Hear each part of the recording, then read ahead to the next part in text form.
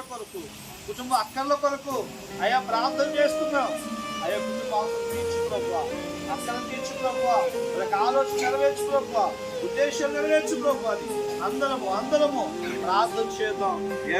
మౌనంగా ఉండొద్దు, ప్రార్థన చేద్దాం. వ్యక్తిగతంగా మనసులో ప్రార్థన చేద్దాం, యేసయ్యా నీకు వందనాలు, యేసయ్యా నీకు స్తోత్రమని అందరము హృదయపూర్వకంగా ప్రార్థన చేద్దాం. మీరు ఊహించిన దానికంటే పరిశుద్ధాత్మ దేవుడు గొప్ప సహాయాన్ని కుటుంబం జరిగించాలి, గొప్ప అద్భుతం జరిగించాలి. బిడ్డలు మరలా బిడ్డల కూటం పెట్టి ఆయన నామం గురించి గొప్పగా చాటించాలి.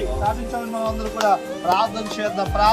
మనం అందరూ కూడా దేవుడు విజ్ఞాపనం చేద్దాం. యేసయ్యా నీకు వందనాలు. అయ్యా నీ వాక్కులను నాతో మాట్లాడు, నన్ను దర్శించే ప్రభువా. అయా సహాయం చేసేవాడు నీవే, అక్కడ తీర్చేవాడు నీవే. అయ్యా మా దిక్కు, అయా మా సహాయం నీవే. నిన్నే నమ్ముకున్నామని అందరూ ప్రార్థన చేద్దాం. కాదయ్యా నా జీవితం కార్యం చేస్తావు, నా కుటుంబంలో అద్భుతాలు చేస్తావు. అయినా కుటుంబంలో కూడా ఎన్నో